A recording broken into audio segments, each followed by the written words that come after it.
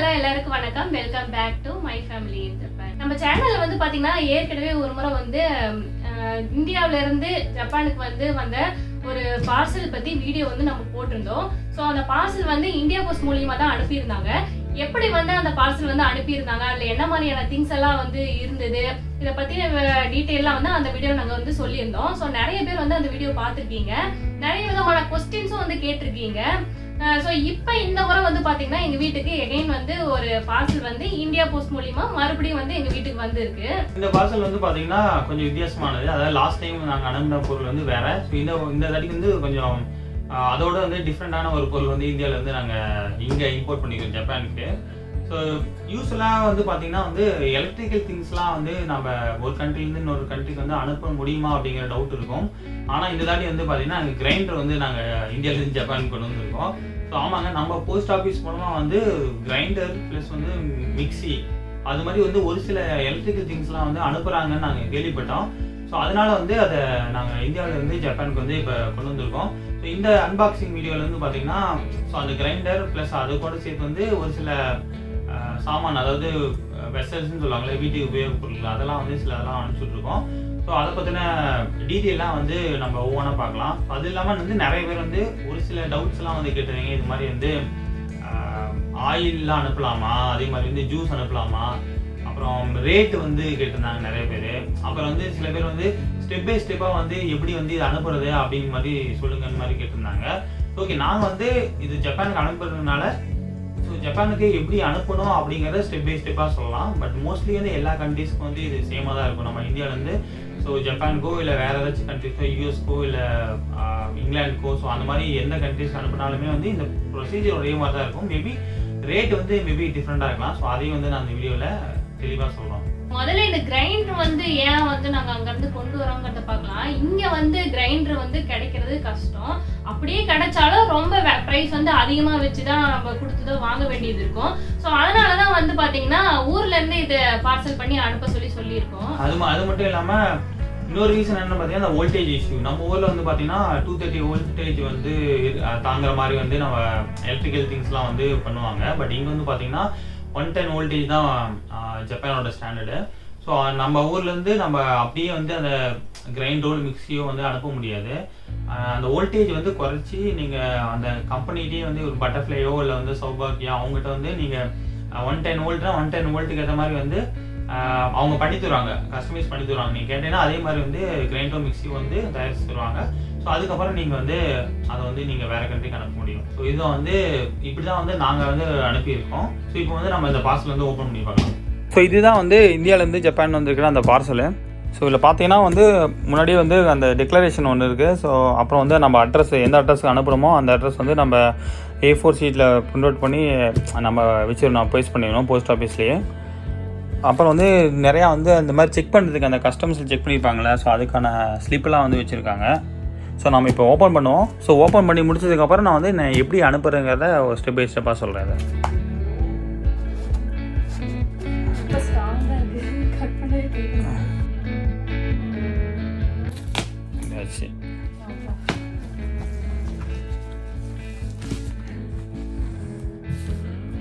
Okay, grinder வந்து தெரிஞ்சு ஆக்சுவலாக பாக்ஸோடவே உள்ளே வச்சுருக்காங்க.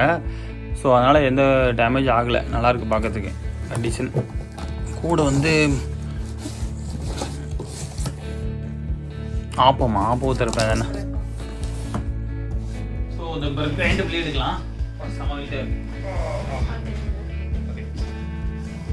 ஸோ கிரைண்டர் வந்து இப்போ எடுத்தாச்சு. ஸோ இப்போ பார்த்தீங்கன்னா உள்ளே வந்து நல்லா தெர்மாக்கோல்லாம் வந்து போட்டு அந்த தெர்மாக்கோல் வந்து போட்டு நல்லா குஷனிங்காக வச்சுருக்காங்க. ஸோ நீங்கள் அனுப்பினாலுமே வந்து இது மாதிரி வந்து ஃபுல்லாகவே வந்து சைடில் வந்து ஏதோ அடி வாங்காத மாதிரி வந்து ஃபுல்லாக தெர்மாக்கோல் மேலே கீழே சைட்லலாம் போட்டுங்க. ஸோ இதில் வந்து என்னென்னா சைடில் துணியில் வச்சு கொடுத்து, சும்மா வேஸ்ட் துணிலாம் இருக்குங்களா அதெல்லாம் வச்சு கொடுத்துருக்காங்க. மேபி வந்து அடிபடக்கூடாதுங்கிறதுக்காக மேபி ஃப்ரெண்டு வந்து சைட்லாம் போட்டு கொடுத்துருக்காங்க போல. இன்னும் ஒரு சில ஃப்ரெண்டெல்லாம் வந்து பார்த்தீங்கன்னா ஊர்லேருந்து இந்த மாதிரி வாங்கினது உண்டு. அவங்களாம் வந்து நிறைய கம்ப்ளைண்ட்ஸ் வந்து என்ன சொல்லியிருக்காங்கன்னா, ஹேண்டில் பண்ணும்போது சம்டைம்ஸ் வந்து கிரைண்டர் வந்து அடி வாங்கிடுது, அதனால வந்து சவுண்ட் வருது. சம்டைம்ஸ் ஒரு சில இடத்துல வந்து பார்த்தீங்கன்னா ஒடுங்கி போயிருக்கு, அந்த மாதிரிலாம் நிறைய கம்ப்ளைண்ட் சொல்லியிருந்தாங்க. ஸோ அதனால் அனுப்பும்போது நல்லா சேஃபாக அனுப்புறது ரொம்ப நல்லது. இது ஆக்சுவலாக யூஸ்டாக அனுப்பலாம்னு சொல்லியிருந்தாங்க. இது ஆக்சுவலாக கொஞ்சம் யூஸ்டு தான்.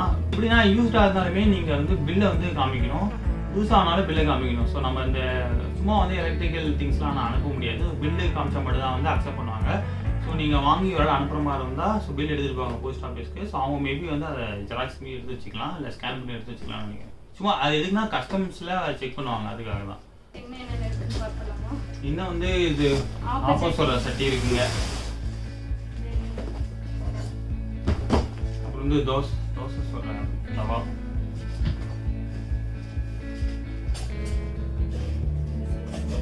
கொஞ்சம் பாத்திரம் இங்கெல்லாம் இந்த மாதிரி கிடைக்காதுன்னு வச்சுங்களேன். குக்கரும் ஜப்பானில் வந்து எலக்ட்ரிக்கல் குக்கர் தான் யூஸ் பண்ணுவாங்க. ஸோ மேக்ஸிமம் இந்த மாதிரி குக்கர்லாம் கிடைக்காது. ஸோ இன்கேஸ் நீங்கள் அப்ராட் போகிறீங்கன்னா அந்த ஒரு கிடைக்கலன்னா இந்த மாதிரி வந்து குக்கரையும் நீங்கள் அனுப்பிச்சுட்டுக்கலாம். இது வந்து ஒரு இது ஹாட் பாக்ஸ்.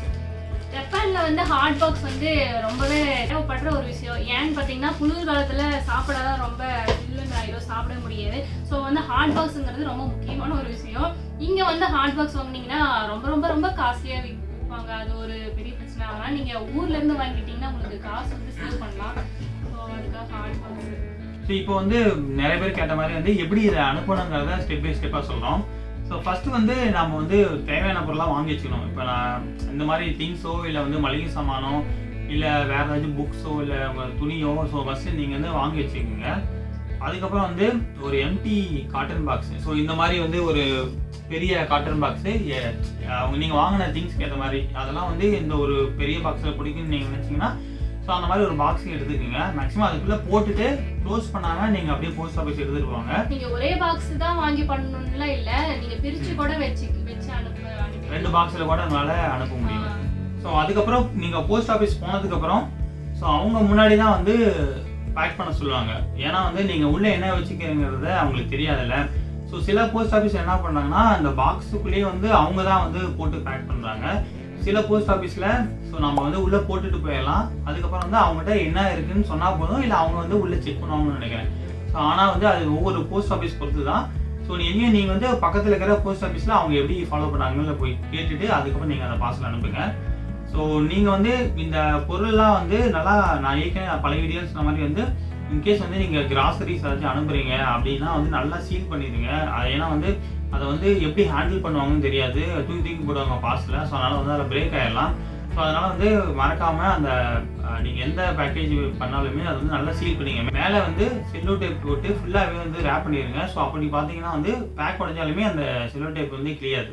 அதுக்கப்புறம் என்னென்னா அட்ரஸ் வந்து நீங்கள் அனுப்புகிற அட்ரஸ் வந்து நீங்கள் A4 ஷீட்லேருந்து பிரிண்ட் எடுத்து வந்துடுங்க. எந்த கண்ட்ரிக்கு அனுப்புகிறீங்களோ அந்த அட்ரஸ் வந்து ஒரு பெரிய A4 ஷீட்டில் வந்து நல்லா தெரியுற மாதிரி எழுதி வந்து பிரிண்ட் அவுட் வீட்டிலேருந்து எடுத்து வந்துடுங்க.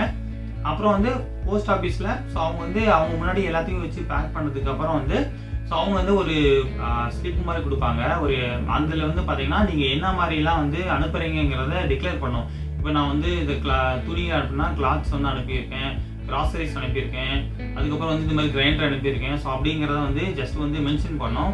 அதே மாதிரி அதுலேயும் வந்து நீங்கள் ஃப்ரம் டு அட்ரஸ் வந்து போடணும், கான்டாக்ட் நம்பரும் போடணும். ஓவர்சீஸில் யார் இருக்காங்களோ அவங்களோட கான்டாக்ட் நம்பரும் அதில் நீங்கள் போடணும். இதெல்லாம் போட்டதுக்கப்புறம் ஃபைனலாக வந்து நீங்கள் வந்து ஆக்சிடென்ட்னு சொல்ல மாட்டேன், செல்லோ டேப்பு நீங்கள் தான் வாங்கிட்டு போகணும். அந்த டேப் வந்து அவங்க கொடுக்க மாட்டாங்க. ஸோ டேப்பு நீங்கள் தான் எடுத்துகிட்டு போகணும். நீங்கள் அவங்க முன்னாடி வந்து பார்சல் பண்ணதுக்கப்புறம் ஸோ அந்த டேப் மூலமாக வந்து ஃபுல்லாகவே ரேப் பண்ணிடுவாங்க. அதுக்கப்புறம் வந்து வெயிட் போடுவாங்க. ஸோ வெயிட் போடுவாங்கன்னு சொன்னாலும் வெயிட் போட்டதுக்கப்புறம் வந்து பார்த்தீங்கன்னா அதோட ரேட்டை வந்து நம்மளுக்கு சொல்லுவாங்க. ஸோ இப்போ வந்து அந்த அனுப்புகிற ரேட்டை பற்றி பார்க்கலாம். ஏன்னா நிறைய பேர் கேட்டிருந்தீங்க அது எப்படி வந்து ரேட்டை வந்து கால்குலேட் பண்ணாங்கன்னு கேட்டிருந்தீங்க. ஸோ இந்த ரேட் வந்து பார்த்தீங்கன்னா வந்து எல்லா கண்ட்ரீஸ்க்கும் ஒரே மாதிரி இருக்காது. ஒவ்வொரு கண்ட்ரீஸ்க்கும் அங்கே இருக்கிற அந்த போஸ்டல் ஃபெசிலிட்டிஸ்க்கு ஏற்ற மாதிரி வந்து வச்சுருக்காங்க. ஸோ இப்போ நாங்கள் ஜப்பானுக்கு அனுப்பிச்சுட்ருக்கோம். ஸோ ஜப்பானுக்கு அனுப்பிச்சு எவ்வளோன்னு பார்த்தீங்கன்னா வந்து ஃபஸ்ட்டு 250 கிராமுக்கு வந்து 760 ரூபா வந்து சொல்லியிருக்காங்க. ப்ளஸ் வந்து எக்ஸ்ட்ராவாக எவ்வளோ 250 கிராம்ஸ் ஆட் பண்ணுறோமோ அதாவது ஒவ்வொரு 250 கிராமுக்குமே வந்து பார்த்தீங்கன்னா வந்து 60 ரூபாய் எக்ஸ்ட்ரா வாங்குறாங்க. ஸோ ஃபஸ்ட்டு வந்து 250 கிராமுக்கு வந்து 760 ரூபா. அதுக்கப்புறம் ஒவ்வொரு 250 கிராமுக்குமே வந்து 60 ரூபாய் வந்து ஆட் பண்ணிட்டே போகிறாங்க. ஸோ இன்கேஸ் வந்து நீங்கள் 21 கிலோ அனுப்புகிறீங்கன்னா கிட்டத்தட்ட அதோட ரேட் வந்து பார்த்தீங்கன்னா 6000 ரூபாய் அந்த மாதிரி வரும்னு வச்சுங்களேன். ஸோ நாங்கள் வந்து அந்த மாதிரி தான் 21 கிலோ தான் அனுப்பிச்சுட்ருக்கோம். ஸோ அதுக்கு வந்து எனக்கு 6100 அந்த மாதிரி வந்து ரேட்டு வந்து போட்டாங்க. அதே மாதிரி இன்கேஸ் ஒரு பார்சல் லிமிட் வந்து அதிகமாக இருந்துச்சுன்னா மேபி நீங்கள் 2 பார்சலாக அனுப்பலாம்னு நினைக்கிறேன். செப்பரேட்டாக வந்து 2 பார்சலாக வந்து அனுப்ப முடியும். ஸோ அந்த மாதிரி சமயத்தில் நீங்கள் வந்து இதை பற்றி கவலைப்பட தேவையில்லை. நீங்கள் வந்து ஒரே அட்ரஸ்க்கு 2-3 வந்து தனித்தனியாக அனுப்பிச்சிருப்பான்னு நினைக்கிறேன். அதே மாதிரி இதே வந்து யூஎஸ்க்கு அனுப்புகிற மாதிரி இருந்துச்சுன்னா நாங்கள் ஆக்சுவலாக அந்த இது பார்த்தோம். என் ஃப்ரெண்டு வந்து போஸ்ட் ஆஃபீஸில் வந்து ஒர்க் பண்ணலாம். ஸோ அவன் மூலமாக விசாரித்தோம். அவங்க என்ன சொன்னாங்கன்னா வந்து அவங்க தான் வந்து இது மாதிரி ஒவ்வொரு கண்ட்ரீஸ்க்கும் வந்து ஒவ்வொரு ரேட் இருக்குது அப்படின்னு சொன்னாங்க. ஸோ என்கிட்ட வந்து இந்த எக்ஸல் லிஸ்ட் மாதிரி இருக்குது. ஒவ்வொரு கண்ட்ரீஸ்க்கு வந்து எவ்வளோ அனுப்பணுங்கிறத என் ஃப்ரெண்டு மூலமாக வந்து வாங்கினேன். ஸோ நம்ம யூஎஸ்க்கு போஸ்டல் அனுப்புறதுக்கான ப்ரைஸ் பார்க்கலாம். ஸோ ஃபஸ்ட்டு 250 கிராமுக்கு வந்து இனிஷியலாக 1550 ருபீஸ் வாங்குறாங்க. அதுக்கப்புறம் ஒவ்வொரு 250 கிராமுக்குமே வந்து 150 ரூபா வந்து வாங்குறாங்க. ஸோ இது வந்து பார்த்தீங்கன்னா கொஞ்சம் வந்து ஜப்பானோட கொஞ்சம் காஸ்ட்லியாக இருக்குது. ஸோ இதுவே வந்து 2 கேட்டகரியாக போட்டிருக்காங்க பாருங்கள். ஒன்று வந்து டாக்குமெண்ட்ஸ் அனுப்புறதுக்கு, இன்னொன்று வந்து மெர்ச்சன்டைஸ்னு போட்டிருக்காங்க. ஸோ நம்ம வந்து இதில் மெர்ச்சன்டைஸ் தான் வந்து பார்க்கணும். இதே வந்து துபாய், அபுதாபி, ஸோ அந்த பிளேஸ்லாம் இருக்கிற யுனைடெட் அரபு எமிரேட்ஸ்க்கு அனுப்பணும்னா இனிஷியலாக வந்து 1300 ரூபா வந்து ஃபஸ்ட்டு 250 கிராமுக்கு வாங்குறாங்க. அதுக்கப்புறம் ஒவ்வொரு 250 கிராமுக்குமே வந்து 40 ரூபா வாங்குறாங்க. ஸோ ப்ரைஸ்லாம் பார்த்தீங்கன்னா ஆல்மோஸ்ட் வந்து ரொம்ப வித்தியாசம் இல்லைங்க. ஸோ மோஸ்ட்லி இந்த ப்ரைஸ்லாம் வந்து பார்த்தீங்கன்னா ஒரு இனிஷியல் காஸ்ட் வந்து பார்த்தீங்கன்னா ஒரு 700 ரூபா, 800 ரூபா, 600 ரூபா அந்த ரேஞ்சில் இருக்குது. அதுக்கப்புறம் வந்து ஒவ்வொரு 250 கிராமுக்கு வந்து பார்த்தீங்கன்னா வந்து ஒரு 50 ரூபாயிலேருந்து ஒரு 100 ரூபா, ஸோ அந்த ரேஞ்சுக்கு தான் இருக்குது. ஸோ கண்டிப்பாக வந்து இது வந்து ஒரு நல்ல வசதின்னு சொல்லலாம். ஏன்னா நம்ம அப்ராடில் இருக்கிறனால வந்து நிறையா பொருள் நம்மளுக்கு கிடைக்காது. ஸோ இந்த மாதிரி வந்து சர்வீஸ் நம்ம ஊர் போஸ்ட் ஆஃபீஸ் சர்வீஸ் யூஸ் பண்ணி ஸோ நம்ம வந்து ரொம்ப தூரம் அதுவும் ட்ராவல் பண்ண தேவையில்லை. நம்ம ஊருக்குள்ளேயே வந்து போஸ்ட் ஆஃபீஸ் இருக்கும். எனக்கு தெரிஞ்சு ஹெட் போஸ்ட் ஆஃபீஸ் வந்து நீங்கள் மேனேஜராக போகணும் அவசியம் இல்லை. உங்கள் லோக்கலில் இருக்கிற போஸ்ட் ஆஃபீஸில் நீங்கள் கான்டாக்ட் பண்ணி கேட்கலாம் நம்ம சர்வீஸ் இருக்கான்னு. ஸோ நீங்கள் ஊர்லேயே திங்ஸ்லாம் வாங்கி நீங்கள் அங்கேருந்தே வந்து நீங்கள் போஸ்டல் மூலமாக வந்து நீங்கள் அனுப்பிச்சி விட்டுக்கலாம். எனக்கு ஒரு டவுட், வெயிட் வந்து லிமிட் எதுவும் வச்சிருக்காங்களா? இவ்வளவுக்குள்ள தான் அனுப்பணும் அந்த மாதிரி எதுவும் இருக்கா? ஆமா, வெயிட் வந்து லிமிடேஷன் இருக்கு. ஏன்னா வந்து பார்சல் வந்து அந்த கேரியிங் கெப்பாசிட்டின்னு ஒன்று இருக்கு. ஸோ அதாவது அந்த பார்சல் வந்து ஹேண்டில் பண்ணாங்கல்ல, ஸோ அவங்களுக்கு வந்து ஒரு ஸ்டாண்டர்ட் மாதிரி வச்சிருக்காங்க. ஸோ பார்சல் வந்து எனக்கு தெரிஞ்சு வந்து ஒவ்வொரு கண்ட்ரிக்கும் ஒரு லிமிடேஷன் வச்சிருக்காங்க. ஸோ எனக்கு தெரிஞ்சு வந்து பார்த்தீங்கன்னா 30 கிலோ வரைக்கும் ஒரு பார்சலோட லிமிட் வச்சிருக்காங்க. ஏன்னா நம்ம வந்து ஜென்ரலாகவே ஒரு கண்ட்ரிலேருந்து ஒரு கண்ட்ரிக்கு போகிறப்பே வந்து நம்ம லக்கேஜே வந்து 30-35 கிலோ வந்து லிமிடேஷன் வச்சுக்கிறாங்க. ஏன்னா அதுக்கு மேலே வந்து தூக்கி வந்து வைக்க முடியாது அப்படிங்கிறதுக்காக. ஸோ இதெல்லாம் வந்து காட்டன் பாக்ஸ் தான் அனுப்புகிறோம். ஸோ வந்து 30 கிலோங்கிறதே கொஞ்சம் அதிகம்னு நினைக்கிறேன். ஸோ நம்ம வந்து இன்கேஸ் வெயிட் அதிகமாக இருந்தால் கூட நீங்கள் 2 பாக்ஸ் தான் வந்து பிரித்து வச்சுக்கலாம். ஸோ எனக்கு 30 கிலோ தான் என்கிட்ட இருக்குது, பட் ஆனால் ஒரே பார்சல் அனுப்ப முடியாதுன்னா நான் வந்து 15-15 வந்து பிரிச்சுட்டு 2 பார்சலாக வந்து நான் அனுப்ப முடியும். டிக்ளரேஷனும் வந்து நீங்கள் அதே மாதிரி கொடுத்துக்கலாம். உள்ள என்ன இருக்கோ அதுக்கேற்ற மாதிரி வந்து போட்டு கொடுத்துக்கலாம். ஸோ அதே மாதிரி நீங்கள் அனுப்புகிற பொருள் வந்து உடையிற மாதிரி இருக்குது, இது மாதிரி வந்து எலக்ட்ரிக்கலாக இருக்குது, எலக்ட்ரிக்கல் திங்ஸாக இருக்குது அப்படின்னா ஸோ நீங்கள் வந்து ஃப்ரெஜைல்னு வந்து ஒரு டேக் வாங்கி நீங்கள் ஒட்டிக்கலாம். ஸோ வந்து அவங்க கேர்ஃபுல்லாக வந்து அதை ஹேண்டில் பண்ணுவாங்க. இது மட்டும் இல்லாமல் நிறைய கொஸ்டின்ஸ் வந்து கேட்டிருந்தாங்கன்னு சொன்னேன் இல்லையா? ஸோ அதுக்கும் வந்து எங்களால் முடிஞ்ச அளவுக்கு நாங்கள் வந்து ஆன்சர் பண்ணோம். எங்களுக்கு தெரிஞ்ச வரைக்கும் நாங்கள் விசாரிச்ச வரைக்கும் நாங்கள் ஆன்சர் பண்ணுறோம். என் ஃப்ரெண்டுகிட்ட கேட்டேன், அந்த ரெகுலேஷனுமே வந்து எந்தெந்த பொருளாக வந்து ப்ரொஹிபிட்டடுங்கிற ரெகுலேஷனே வந்து 2 months ஒன்ஸ் வந்து அப்டேட் ஆகிட்டு தான் இருக்கும். ஸோ வந்து இந்த டைமில் இதுதான் ஃபிக்ஸ்ன்னு சொல்ல முடியாதுங்கிறது அந்த போஸ்ட் ஆஃபீஸ் ஒர்க் பண்ண என் ஃப்ரெண்டு சொன்னான். ஸோ அதையும் நீங்கள் வந்து கன்சிடர் பண்ணிங்க. ஸோ நீங்கள் எப்போ அனுப்புனாலுமே வந்து போஸ்ட் ஆஃபீஸில் போங்க, அங்கேயே வந்து ஒட்டியிருப்பாங்க எந்தெந்த பொருளாக வந்து அனுப்ப முடியும் அனுப்பக்கூடாதுன்னு ஒட்டியிருப்பாங்க. அது மட்டும் இல்லாமல் நீங்கள் அந்த போஸ்டல் சைட்டில் போய் பார்த்தீங்கன்னாலும் தெரியும். நான் வேணால் முடிஞ்ச வரைக்கும் லிங்க் கொடுக்குறேன். ஸோ நீங்கள் லிங்க் வந்து கீழே கொடுக்குறேன், நீங்கள் அதை ரெஃபர் பண்ணிக்கோங்க. ஸோ நான் வந்து செக் பண்ணி உங்களுக்கு கண்டிப்பாக சொல்கிறேன். கேள்வியில வந்து பாத்தீங்கன்னா சீட்ஸ் எல்லாம் அனுப்ப முடியுமா அப்படி சொல்லி ஒருத்தவங்க கேட்டிருந்தாங்க.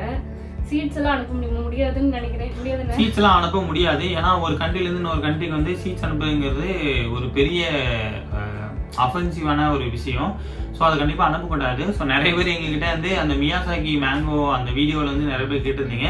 ஸோ அந்த மேங்கோவோட சீட்ஸ் வந்து நீங்கள் ஜப்பான்லேருந்து வாங்கி இந்தியாவுக்கு அனுப்ப முடியுமா, நான் காசு கூட பே பண்ணுறேன் அப்படின்லாம் சொன்னாங்க. ஆனால் வந்து அந்த ட்ரேடு கம்ப்ளைண்ட்ஸ் டேர்ம்ஸ் இருக்குது ஒவ்வொரு கண்ட்ரிக்கும். ஸோ அதுபடி வந்து சீட்ஸ் வந்து ஒரு நாட்டிலேருந்து இன்னொரு நாட்டுக்கு வந்து அது கிட்டத்தட்ட கடத்துற மாதிரி அப்படி பண்ணக்கூடாது. ஏன்னா அவங்க பாரம்பரியம் ஒன்று இருக்குல்ல, அந்த சீட்ஸ் வந்து இன்னொரு கண்ட்ரிக்கு கொண்டு போனால் அது வந்து அது வந்து அழிஞ்சிடணும் அப்படிங்கிற மாதிரி ஒரு இது இருக்குது.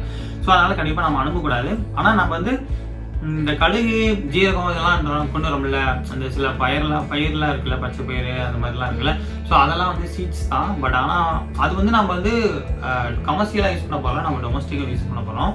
ஸோ அதனால் வந்து அதெல்லாம் வந்து மேக்ஸிமம் ஓகே சொல்லுவாங்க. அது இல்லாமல் இன்னொன்றும் கேள்விப்பட்டேன், அதாவது சாப்பாடு ஐட்டத்தை அனுப்ப முடியாது. ஸோ சில பேர் கேட்டிருந்தாங்க ஜூஸ் வந்து அனுப்ப முடியுமான்னு ஒருத்தங்க கேட்டிருந்தாங்க. ஜூஸ் வந்து அனுப்பக்கூடாது. ஸோ அதுவும் வந்து பார்த்துக்குங்க. மெடிசன்ஸ் வந்து அனுப்பக்கூடாது. மெடிசன்ஸ்லாம் வந்து அதுக்கு வந்து வேற மாதிரி பார்சல் இருக்குன்னு நினைக்கிறேன். இந்த மாதிரி வந்து நம்ம வீட்டுக்கு அனுப்புகிற பார்சல் வந்து அனுப்பக்கூடாது. அதே மாதிரி மெடிசன்ஸ் அனுப்பலாம் ஆனா இந்த பார்சல்ல அனுப்ப முடியாது. இந்த பார்சல்ல அனுப்ப முடியாது. அதுக்கு தனியா நீங்க வந்து பார்சல் பண்ணி அனுப்புற மாதிரி இருக்கும். சோ அது வந்து நீங்க ஒரு வாட்டி போஸ்ட் ஆபீஸ்ல போய் கேளுங்க, அவங்க எப்படின்னு டீடைல் சொல்லுவாங்க.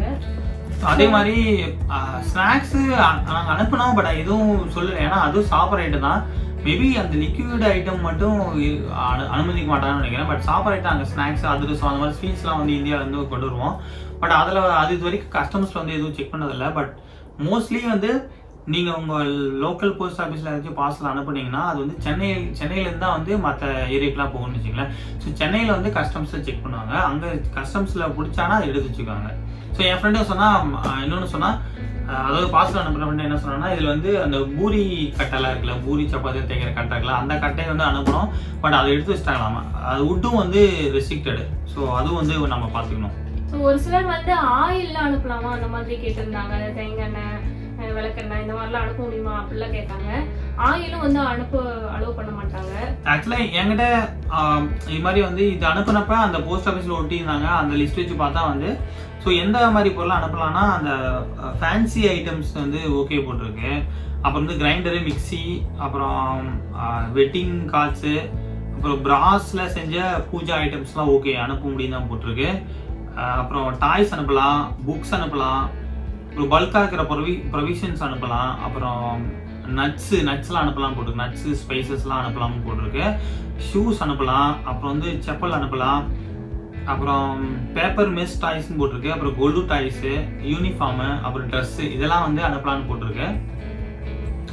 அப்புறம் வந்து இதில் ப்ரொஹிபிட்டடுன்னு போட்டிருக்கு. அதெல்லாம் என்னன்னு பார்த்தீங்கன்னா ஒரு சில பூஜா ஐட்டம்லாம் மட்டும்தான் அலோடு. ஒரு சில பூஜா ஐட்டம் இந்த கற்பூரெல்லாம் இருக்குல்ல, ஸோ அதெல்லாம் வந்து அலோவ் பண்ண மாட்டாங்க. சாம்பிராணி கற்பூரெல்லாம் வந்து எடுத்து வரக்கூடாது.